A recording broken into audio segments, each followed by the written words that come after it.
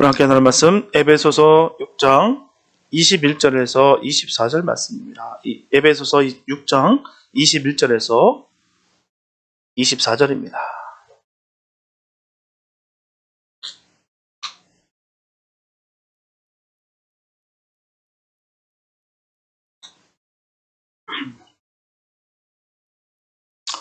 에베소서 6장 21절에서 24절 말씀, 주님의 귀한 말씀 봉독해 올립니다. 나의 사정 곧 내가 무엇을 하는지 너희에게도 알게 하려 하노니 사랑을 받은 형제여, 주 안에서 진실한 일꾼인 두기도가 모든 일을 너희에게 알게 하리라. 우리 사정을 알게 하고 또 너희 마음을 위로하게 하기 위하여 내가 특별히 저를 너희에게 보내었노라. 아버지 하나님과 주 예수 그리스도에게로부터 평안과 믿음을 겸한 사랑이 형제들에게 있을지어다.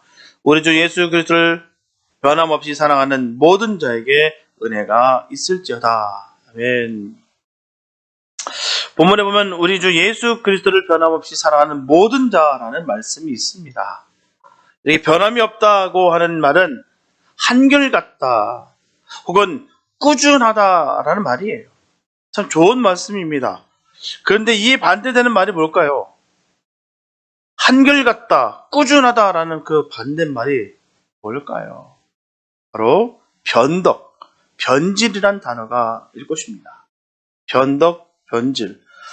성도는 변함없는 사랑이 있어야 되는데 이 변덕과 변절이라는 말은 결코 성도와 어울리는 단어가 아닙니다. 성도와 섞일 수 없는 단어가 바로 이 변덕과 변질이에요. 변덕이란 말은 무척 피곤한 말입니다. 영적인 부분이 아닐지라도 그냥 그 변덕이란 그 말이 참 피곤하다는 말이에요. 우리가 세상 살아가는 동안에 변덕스러운 사람을 만나면 참으로 피곤합니다.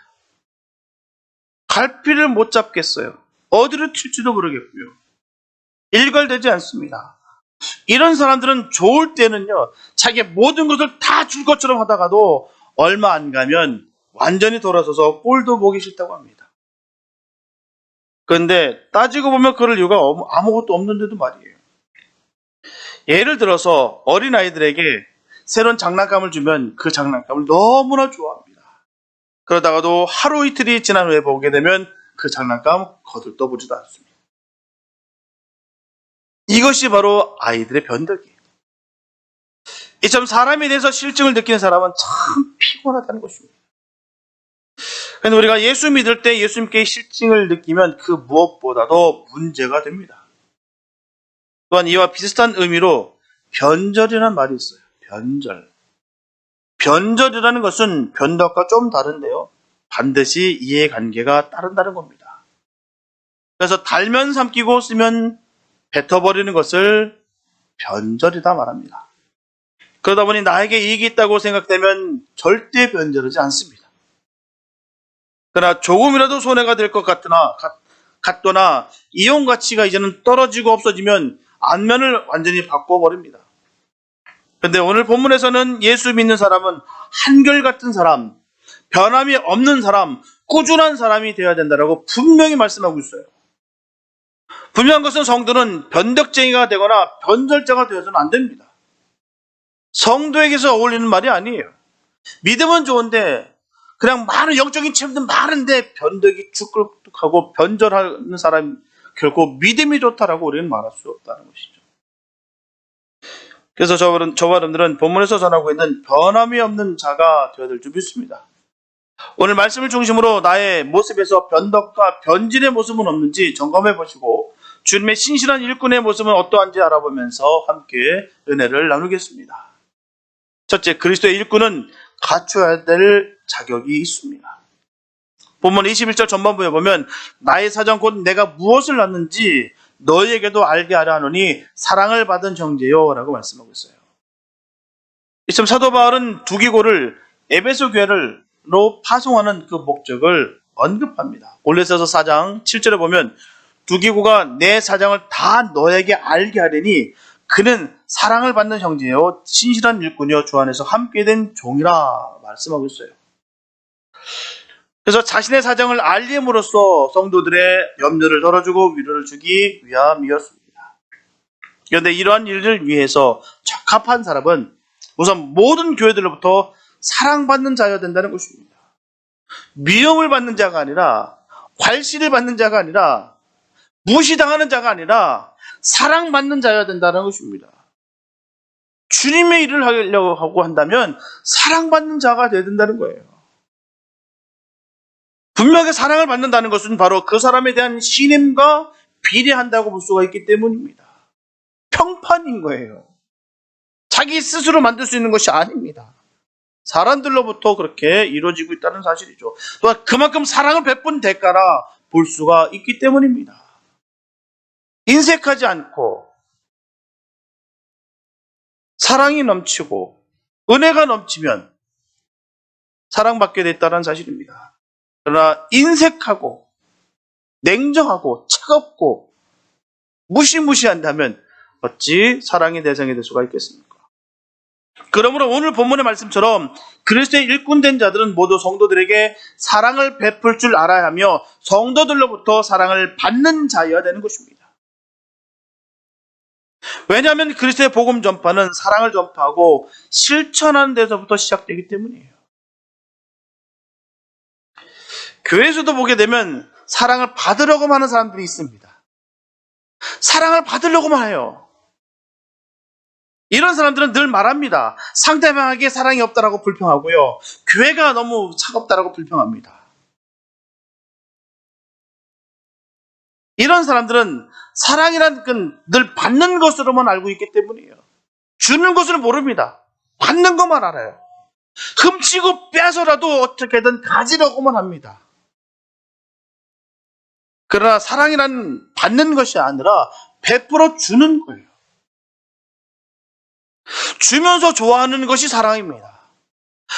주면서 너무 기뻐하고 기뻐하는 모습 보고 더 기뻐하고 주면 줄수록 더욱 사랑은 더욱더 깊어가는 것입니다. 그렇다면 왜 사랑의 손을 먼저 내밀지 못할까요? 왜 내가 먼저 해야 돼? 라고 하는 생각하는 그 자존심이라는 거예요. 왜 내가 먼저 해야 돼? 저 사람이 먼저 해야지. 그 자존심만 잠시 버리면 우리는 먼저 사랑의 손을 내밀 수가 있습니다.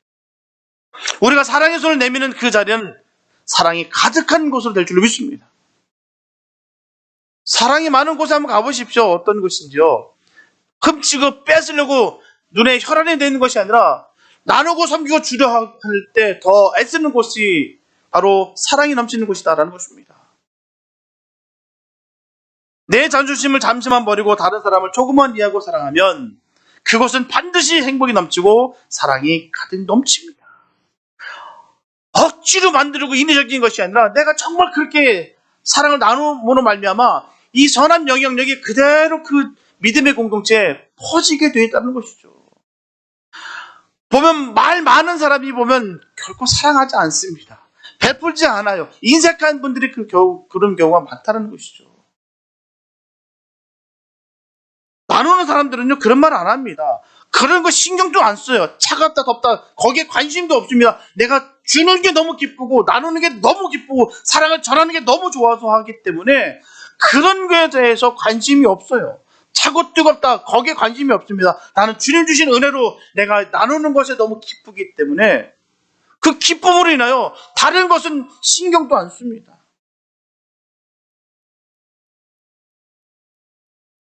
내 자존심을 잠시만 버리고 껄끄러운 교회를 향해서 사랑하러 다가간다면 그것은 반드시 따뜻한 곳으로 변합니다. 바로 우리 교회는 사랑이 가득한 교회가 될 것입니다. 문제는 내가 먼저 해야 돼요. 남이 아닙니다. 다른 사람이 아니에요. 내가 먼저 해야 되는 것입니다. 나를 사랑해 주기를 기다리는 사람에게는요, 죄송하지만 사랑의 향기가 다가가지 않습니다. 내가 형제와 이웃을 향하여 한 걸음만 나아가면 내 형제도 나에게 한 걸음 다가올 것입니다. 그럼 나는 한 걸음 다가갔으나 하지만 형제와 나는 서로에게 두 걸음 가까이 다가와 서 있게 되는 거예요. 저와 여러분들이 두기고처럼 사랑받는 사람이 되시기 위해서는 우리를 먼저 사랑하시는 하나님의 크신 사랑을 늘 기억하시면서 믿음의 지체를 향하여 한 걸음만 가까이 다가서시기 바랍니다. 단 한 번만 먼저 사랑의 손길을 내밀어 보시기 바랍니다. 그러면 그곳에 사랑이 넘쳐요. 그러면 내 주변에 그 은혜가 넘치고 사랑이 넘칩니다. 내가 있는 그 자리가 사랑이 가득한 행복의 자리가 된다라는 사실입니다. 행복한 자리는요, 일정 부분 자신에게도 분명히 책임이 있어요. 나누고 섬기실 때 하나님께서 은혜가 넘칠 줄 믿습니다. 섬기고 나누고 베풀기 좋아하고 정말 그 은혜를 서로 나누고자 하는 그 사람 옆에는 사람들이 줄줄줄 따릅니다. 그러나 인색하고 나누지 못하고 나만 아는 경우는 보십시오. 주변에 없습니다. 가진 것이 많고 적고가 문제가 아니에요. 네, 보면 그렇습니다. 가진 것이 많이 없는데도 불구하고 섬기기를 좋아하시는 분들이 많으세요. 그런 분들은 사방 각지에서 연락이 오고 안부를 묻습니다. 그 모습이 얼마나 아름답지요. 그게 바로 성도의 바른 삶의 모습인 거예요. 연락 온다는 것이 고작 내 식구들 안에 있다면 우리가 다시 한번 점검할 필요가 있습니다. 내가 과연 사랑을 베풀었는지, 내가 정말 그리스도의 사랑을 내가 받은 그 은혜를 누리고 전하고 있는지를 잘 살펴보시기 바랍니다. 정말 섬기기를 정말 주님처럼 섬기는 삶의 사람의 모습은 그 주변이 늘 따뜻하고요. 늘 주변 사람이 끊어지지가 않습니다. 특별히 이런 때가 오면 더 그렇습니다. 연말이 되면 더 느껴져요. 더 많은 곳에서 사람들이 안부를 묻습니다. 평소에 같이 생활하지 못했다 할지라도 이런 특별한 날일수록 더 그곳에 먼 곳에 있을지라도 다 연락이 오고 안부를 묻습니다. 왜일까요? 사랑을 전했기 때문입니다. 내가 그들에게 한 발짝고 더 다가섰기 때문에 그런 사랑의 향기가 내가 전할 수 있고 받을 수 있는 것입니다. 받기만 원한다면 결코 그런 일은 없습니다. 그래서 행복한 자리는 일정 부분 자신에게도 책임이 있다는 사실을 꼭 기억하시기 바랍니다. 보면 21절 후반부에 보면 주 안에서 진실한 일꾼인 두기고가 모든 일을 너에게 알게 하리라고 말씀하고 있어요. 사도 바울은 두기고에게 진실하다는 표현을 씀으로써 그리스도의 일꾼이 갖춰야 될 또 하나의 자격을 제시하고 있어요. 그것은 바로 진실성입니다. 진실성. 거짓은요, 사단의 본성입니다. 아무리 내가 성경적 지식이 많고 내가 영적인 책임이 많고 내가 신앙의 경험이 많다 할지라도 늘 거짓이 앞둔다면 결코 성도의 모습이 아닙니다. 진실성이 배제되는 것은 껍데기일 뿐이다라는 것이죠. 우리는 진실한 사람이 될 때 그리스도의 진실한 일꾼이 될 수가 있습니다. 이제 모든 하나님의 일꾼들은 하나님께서 맡기신 일들을 성실히 수행함으로 하나님과 사람으로부터 인정을 받아야 됩니다. 성실한 직무 수행은 사람들에게 안정감과 믿음을 주며 장기간 지속되어야 하는 주의 사역에는 반드시 필요한 요소입니다. 진실해야 돼요. 정결해야 됩니다. 성도로서의 마땅한 성품인 거예요. 이처럼 그리스도의 일꾼은 사랑으로 진실함으로 무장되어 있어야 주님의 일을 감당할 수가 있습니다. 얼마나 많은 시험과 얼마나 많은 어려움들이 있는데요. 주의 일들을 맡아보신 분들은 다 아실 거예요. 얼마나 많은데요. 할 수는 있습니다. 누구나 주의 일을 할 수는 있어요. 그러나 그 일을 끝까지 할 수 있는 사람은 주님과 함께하는 사람만 할 수 있다는 것입니다. 왜요? 그 시험을 이기기 때문에. 아무리 지식이 많고 능력이 많다고 해도 사랑이 없고 진실이 없으면 그리스도의 일꾼이 될 수 없다는 거예요. 희생할 마음이 없고 나눌 마음이 없고 사랑할 마음이 없고 진실할 마음이 없으면 주의 일을 할 수가 없습니다.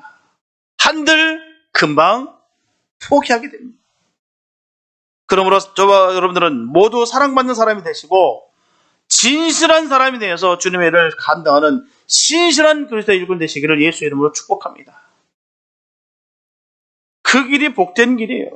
사랑받는 우리 모두가 됐으면 좋겠어요. 사랑받는 사람 되시기 바랍니다. 어느 곳에도 더 사랑받는 사람. 둘째, 그리스도 일꾼은 변함없이 바로 사는 자입니다. 성도는 인생을 잘 살기 앞서 주님 보시기에 바른 삶을 살아야 돼요. 바른 삶을 말입니다. 그렇다면 어떻게 하면 주님 보시기에 바른 삶을 살 수가 있겠습니까? 첫째, 공과 사를 구별하는 삶이에요.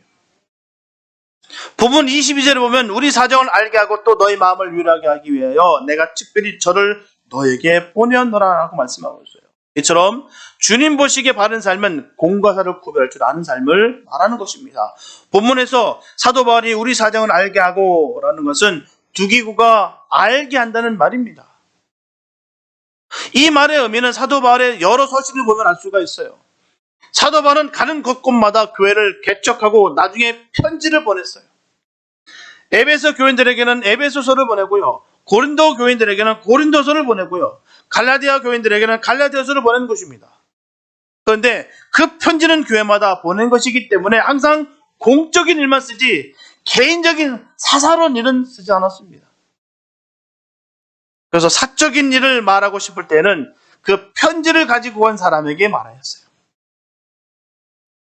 그래서 오늘 본문에서처럼 두기고가 편지를 가지고 와서 내 사사로운 이야기 알아서 그것을 말하리라. 즉 편지에다가 사적인 일은 전혀 얘기 못한다는 거예요. 사도 바울은 이처럼 공과 사를 분명히 구별했습니다. 이렇게 우리가 공적인 일과 사적인 일을 구별하지 못한다면 교회를 수십 년 다녔다 할지라도 그것은 제대로 믿은 믿음이 아닙니다. 만약에 국가 공무원을 예로 들어본다면 공무원이 공적인 자리에 앉아서 나라를 위한 일과 자기를 위한 일을 구별하지 못한다면 그 나라는 어떻게 될까요? 그 나라는 망치는 일이 됩니다. 그러므로 공과 사를 구별할 줄 아는 공무원이 바로 나라를 사랑하는 공무원이에요.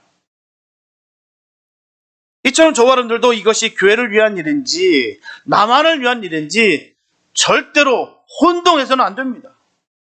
교회 일에 내 이해 타산을 개입시켜서는 안 된다는 거예요. 공과 사를 구별 못하고 교회 생활을 30년 했다면 내 감정으로 신앙생활한 거예요. 올바르게 신앙생활한 것이 아닙니다. 그렇기 때문에 우리가 바로 살아야 되는 것처럼 우리가 바로 믿어야 되고 바로 섬겨야 되는 거예요.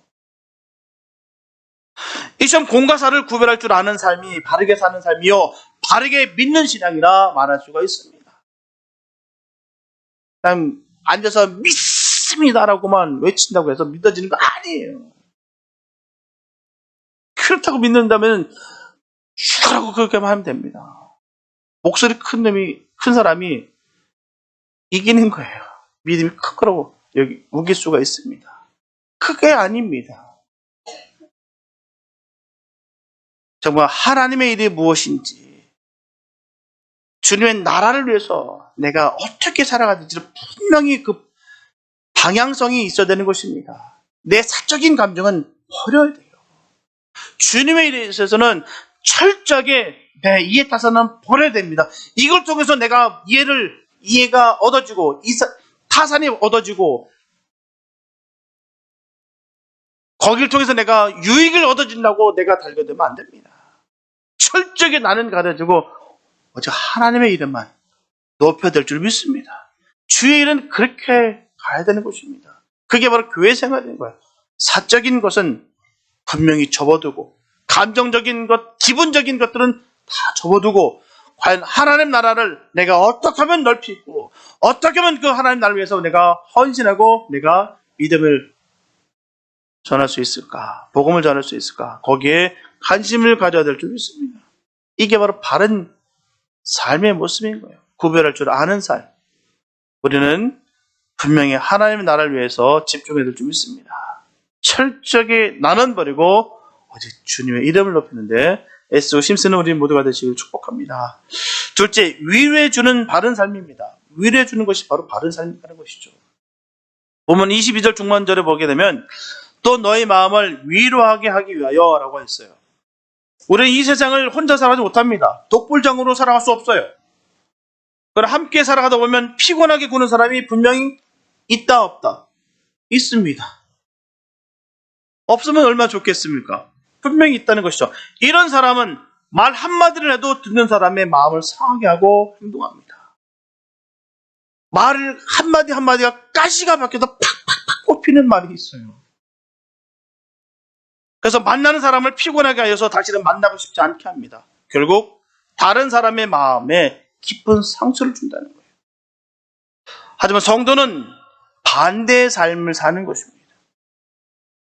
오늘의 말씀처럼 항상 위로해주고 감싸주는 삶을 사는 거예요. 그렇다면 위로해준다는 그 말은 무슨 뜻일까요? 이것은 헬라 원어로 카타클레오라고 되어 있는데요. 여기서 카타라는 것은 곁으로 혹은 아주 가까이라는 뜻이고요. 클레오라는 것은 부른다는 뜻입니다. 이것은 종일 외톨이로 아무도 가까이지 않아 상처를 받고 혼자 울고 있을 때 곁으로 가까이 부른다는 뜻입니다. 그리고는 희망과 용기를 주고 대화를 통해 마음의 용기와 위로를 갖게 한다는 뜻이에요. 이것은 성령을 보혜사라고 할 때 쓰는 말과 똑같은 뜻이 있습니다. 성령은 우리를 항상 가까이 부르시고 우리에게 위로를 주시는 하나님 영이십니다. 성령이 우리에게 항상 위로를 주시는 영이시라면 그 성령에 의해 살아가는 예수 믿는 사람들에게는 남에게 상처를 주는 대신에 위로를 주는 것이 바른 믿음, 바른 삶이 되는 것입니다. 이런 삶을 성경을 통해서 하나님은 우리에게 위로해주는 자가 되라고 부탁하고 있는 거예요. 만날 때마다 늘 은혜가 되고 늘 얻어지는 것이 있고 영적인 그 충만한 그 복된 은혜가 있어야 된다는 사실이죠. 저 같은 경우도 여러 목사님들과 교제하는 경우가 있어요. 근데 어떤 목사님들 만나면 너무 힘들어요. 만나자마자 그냥 불평불만 쏟아집니다. 문제만 제기하고 갈 때마다 늘 답답해요. 근데 어떤 목사님들은 뵈면 그냥 은혜가 됩니다. 그냥 같이 말 여러 가지 섞지 않아도 그냥 같이 있는 것만 해도 너무 평안하고 좋아요. 그냥 말 자체가 너무 따뜻하거든요. 사랑밖에 없습니다. 그 안에 감사밖에 없어요. 그러다 보니까 옆에 있는 저로서도 그 은혜가 그대로 임하게 되다니까요. 늘 불평불만하고 누굴 탓하고 미워하는 말을 쏟아지는 그 주의 종의 입술이 얼마나 보기 싫던지요. 저 역시도 있으니까 힘이 쭉 빠져버려요. 우리는 오직 주님의 말을 하는 복된 삶 되시기 바랍니다. 주님의 혀가 돼야 돼. 저번 주에 우리 말씀드렸다시피 주님의 혀가 돼야 되는 것입니다. 우리 마음에 주님을 모셔서 주님의 말을 하는 거예요. 그 말은 죽은 자를 살립니다. 영을 살리는 역사가 있어요. 하나님의 영은 살리는 영이지 죽이는 영이 아니에요. 만날 때마다 칭찬하고 사랑을 베푸고 따뜻하게 나누는 것이 바로 하나님의 사랑입니다. 그게 아가페예요. 아가페. 우리가 사랑하는 것은 아가페 사랑하는 것입니다. 늘 위로자 되시기를 축복합니다. 주님의 마음으로 꽉 채우시고 내 입을 통해서 주님의 말씀이 나올 수 있게 되시기를 예수님을 축복합니다. 셋째, 일꾼을 키우는 삶이다라는 것이죠. 본문 22절 하반절에 보게 되면 내가 특별히 저를 너에게 보내었노라 라고 하였어요. 여기서 저라는 말은 두기고를 말하는 거예요. 두기고. 이렇게 두기고는 소아시아 사람입니다. 사도 바울이 소아시아에서 전도할 때 전도받은 사람이에요. 그는 사도 바울과 함께 믿음 생활을 하면서 사도 바울에게서 세례를 받았어요. 그리고 그는 믿음이 점점 자라서 집사가 되었고요. 사도 바울과 함께 주의 일을 하면서 진실한 일꾼으로 많은 사람의 사랑을 받았습니다. 그래서 큰 일이나 어려운 일이 생기면 모두 맡아서 할 만큼 큰 일꾼이 되었어요. 그도 처음에는 그냥 이방인일 뿐이었어요. 아무것도 아닌 인생이었어요. 그러나 그를 예수의 이름으로 회복시키고 그에게 또한 믿음이 성장되었으며 그에게 직분이 허락게 됐고 그 직분을 통해서 그가 더욱더 하나님의 이름을 높였어 그로 인하여 많은 사람들을 인하여 사랑을 받은 사람이 되었다라는 사실입니다. 큰 일꾼이 됐다는 거예요. 본문에서 특별히 내가 저를 보냈노라라고 말하는 것은 그만큼 두기고가 큰 일꾼이 됐다는 거예요.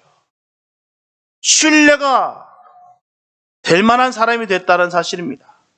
서로 영적인 그 교류가 활발하게 왕성하게 교류할 수 있는 사람이 됐고 사랑을 서로 나눌 수 있는 사람의 관계가 됐다라는 사실입니다. 우리가 사람 소개한다는 것은요 참 힘든 일이에요. 보통 어려운 것이 아닙니다. 왜요? 사람을 소개한다는 것은요 책임을 지겠다는 거예요. 이 사람에 대해서 내가 책임지겠다. 이 사람으로 인해서 벌어진 모든 것들을 내가 다 책임을 지겠다는 마음으로 사람을 소개시키는 겁니다. 그냥 시키는 거 아니에요. 그래서 사람을 함부로 소개하지 않습니다. 왜요? 책임이 있기 때문입니다. 그만큼 내가 소개할 수 있고 내가 책임질 수 있는 사람이라면 그 사람은 반드시 바로 서 있는 사람입니다. 그만큼 신뢰가 있는 사람이에요. 그 사람이 망친다 할지라도 내가 책임질 준비가 됐다는 것은 그만큼 사랑으로 서로 나눔이 있다는 사실입니다. 요즘 세상에는 참 누가 크려고 하면 그를 비난하고 헐뜯기가 바쁩니다. 그런데 잘하는 사람을 계속 잘라버리는 것은 결코 바른 삶이 아니에요. 분명하게 진정한 성도는 일꾼을 키워주는 삶을 사는 것입니다. 이것이 바른 삶이에요. 사도 바울은 두기고라는 이 평범한 사람을 만나서는 이렇게 큰 일꾼으로 만들어 놨어요. 이것이 바로 성도의 바로 사는 삶인 것입니다. 참 우리는 오늘 본문의 말씀처럼 변함이 없이 바로 살아야 돼요. 그래서 공과 사를 구별할 줄 아는 삶, 남에게 위로를 주는 삶, 다른 사람을 키워주는 삶으로 우리도 일평생 살아야 될 줄 믿습니다. 이것이 바로 믿고 바로 사는 사도 바울의 삶이었어요. 그의 삶은 가는 곳마다 교회를 세우고 그곳에 늘 위로하고 늘 그곳에 관심을 가지고 사랑했으며 늘 편지하고 중보기도 하며 물심양면으로 그곳을 향해서 늘 애써 힘썼습니다. 그 한 명의 주의 사람들을 키우기 위해서 말이에요. 그로 인하여 주님의 나라가 확장되기를 학수고대하며 그는 자기의 모든 삶을 다 내려놨습니다.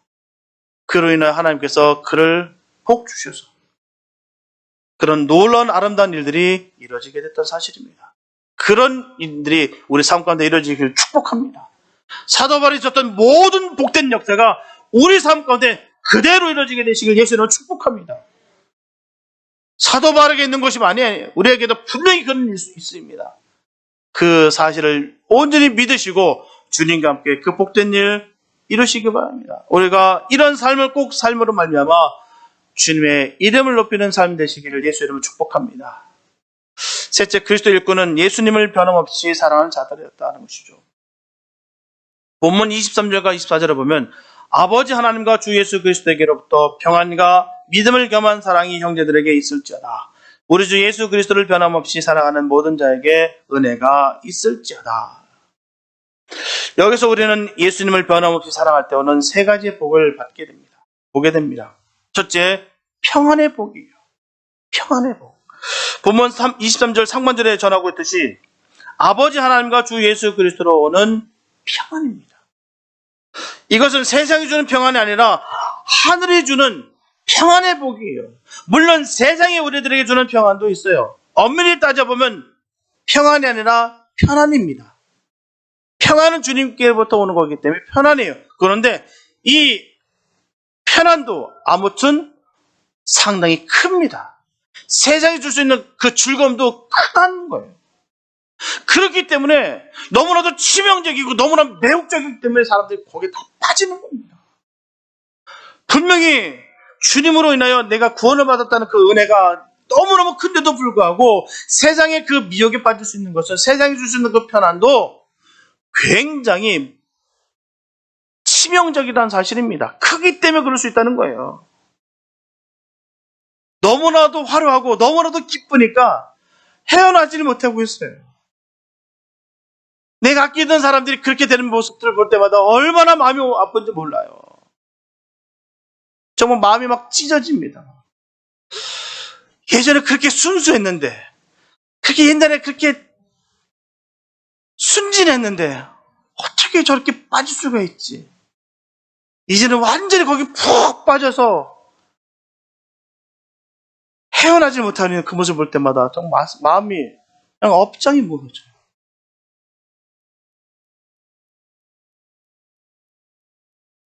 그러나 세상이 주는 평안은 세상이 다시 빼앗아가기 때문에 일시적인 거예요. 그러나 하늘에 주는 평안, 바로 예수님이 주는 평안은 영원한 것입니다. 그 평안을 사도 바울은 늘 누리며 즐거워했어요. 그런 은혜가 우리에게도 있게 되시기 바랍니다. 주님으로부터 인해서 내가 늘 평안하고 기뻐되는 거예요. 이걸 놓쳐버리니까 세상에 눈길을 살짝 돌리고 거기에 빠져가서 헤매가지고 갈 바를 가지 못하고 거기서 허적거리는 모습을 볼 때마다 얼마나 마음이 아픈지 몰라요.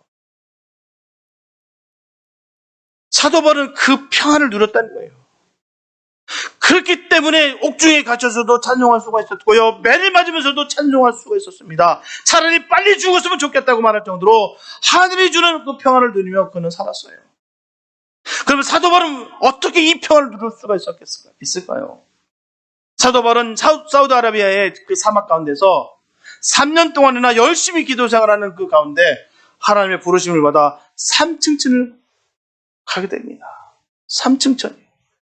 거기서 천국의 아름다움과 좋은 곳을 보고 바로 여기가 나중에 영원히 살게 될 곳이라는 것을 깨닫고 그 몸이 다시 깨어나 일어나게 됐습니다. 이 세상에 돌아다 보니 세상의 돈과 명예 이런 것은 그게 이제 너무나 보잘것없는 것이 돼버렸어요. 배설물처럼 됐습니다. 아무런 것도 아닌 게 돼버렸어요. 목숨처럼 지켜왔던 그 명예와 그 권위와 권력, 이 모든 것들이 다 아무것도 아닌 존재가 되었다는 사실입니다. 자기가 돌아올 곳을 분명히 보고 와서 세상을 보니 너무 비참하여 빨리 죽어도 좋겠다는 생각을 갖게 되는 거예요. 그러니 감옥에 가도 좋고 매를 맞아도 좋고 죽어도 좋다는 생각을 하는 것입니다. 이것이 바로 하늘에 주는 평안이에요. 우리가 가야 될 그 본향을 우리가 알고 있기 때문에 그 장차올 그 영광은 지금 속해 있는 모든 것들이 아무것도 아닌 것을 우리가 알기 때문에 우리가 넉넉히 이기는 것입니다. 우리가 지는 이유는요, 장차올 그 영광을 모르기 때문입니다. 그 영광을 알면요, 두렵지 않습니다. 부족함이 없어요. 넘어지고 쓰러지지 않습니다. 지금의 삶의 모습 보고 한탄하지 않아요. 왜요? 장차올 그 영광을 알기 때문에. 그 은혜가 있게 되시기 바랍니다. 사도 바울이 누렸던 그 평안이 임하시길 축복합니다. 그게 우리에게 있어야 되는 거예요. 주님을 변함없이 사랑하는 자에게 이런 미래가 약속된 평안의 복이 있는 줄을 확신합니다. 우리는 그 은혜가 있어야 돼요. 우리가 장차올 그 영광을 위해서 오늘 하루도 내가 달려가고 있음을 늘 기억하시면서 어떤 상황 속에 있다 할지라도 주님 주신 그 평안이 있게 되시길 예수 이름으로 축복합니다. 둘째, 사랑의 복입니다. 본문 23절 하반절에 보게 되면 믿음을 겸한 사랑이 형제들에게 있을지어다 라고 하였어요. 우리 믿는 자들에게는 믿음과 사랑이 겸하여 있어야 될 줄 믿습니다. 그러므로 주께서 하늘로부터 내려주시는 모든 믿음을 겸한 사랑, 바로 믿어주는 사랑이에요. 믿어주는 사랑처럼 귀한 것은 없어요. 예를 들면요, 다른 사람들이 이상한 말을 만들어 당혹하게 되는 그런 상황 속에서 자신의 근간이 있는 사람들로부터 나는 남들이 뭐라도 당신을 믿습니다 라는 이 귀한 말, 이 말 한마디면 모든 것이 다 해결된다는 거예요. 이런 은혜가 있게 되시기 바랍니다. 우리 주변에 다 그런 사람들이 꽉 차 있었으면 좋겠어요. 세상 반쪽이나 하더라도 당신의 모습이 선합니다. 당신을 믿습니다. 함께 중보합니다. 함께 사랑을 나눕니다. 이런 삶의 모습이 우리에게 있게 되시기 바랍니다. 남들이 뭘 한다 할지라도 난 당신을 믿습니다. 이것이 바로 진정한 믿음을 겸한 사랑이라는 것이죠. 우리가 세상을 살면서 세상 사람들이 뭐라 하든 주님이 나를 믿어준다면 이보다 더 큰 사랑이 없어요. 다 몰라줘도 우리 주님만 하시면 됩니다. 우리 주님으로부터 인정받으면 되는 거예요. 우리 삶의 모습이 늘 주님으로부터 인정받는 삶 되시길 축복합니다.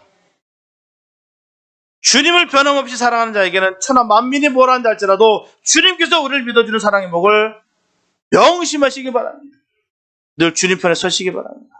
주님의 은혜를 늘 누리시기 바랍니다. 그로 인해서 주님이 내가 너를 안다, 내가 너를 사랑한다, 내가 너와 함께한다, 이 귀한 복음의 말씀을 늘 듣게 되시길 축복합니다. 셋째, 은혜의 복이에요. 보면 24절에 보면 그리스도를 변함없이 사랑하는 모든 자에게 은혜가 있을지어다 라고 말씀하고 있어요. 여기서 은혜라는 것은 카리스라는 말로서 즐겁게 해주는 쇼라는 뜻입니다. 쇼를 보면 즐겁듯이 은혜를 받으면 즐겁다는 뜻이에요. 은혜를 받으면 즐거워요. 즐거워야 정답입니다. 하나님의 사람들은 은혜를 입었기 때문에 즐거워야 되는 거예요. 상황이 즐거워서 즐거운 것이 아니라 주님으로 인하여 내가 즐거워야 되는 것입니다. 그래서 은혜를 받으면 지워지지 않고 두고두고 생각나며 즐겁게 되는 거예요. 믿는 사람에게는 이런 은혜가 큰 복입니다. 두고두고 나를 즐겁게 하며 지워지지 않으니까 말이에요. 이런 은혜를 신령한 복입니다. 참 은혜에 젖어 있는 분들의 모습을 보십시오. 그냥 할렐루야예요. 그냥 얼굴에 그냥 해피, 행복이 넘칩니다. 그냥 얼굴에 그냥 사랑이 뚝뚝뚝 떨어져요. 왜일까요? 은혜를 입었기 때문에. 은혜의 복이 있기 때문이에요. 그 은혜가 없으면 늘 지치고, 늘 힘들고, 늘 어렵고, 그러다 보니 내 몸은 점점 피곤해지고, 그러다 보니 내 입술에 보면 늘 불평과 불만이고, 늘 남의 모습 보고 늘 비교하면서 실망하고 낙심하거나 아니면 비난하거나 잔인해지거나 편질된다는 사실입니다. 우린 은혜의 신령한 복을 받게 되시 축복합니다. 은혜가 임해야 돼요. 주님으로부터 은혜를 받아야 됩니다. 은혜를 받지 못하니까 그렇게 삶이 변하는 거예요.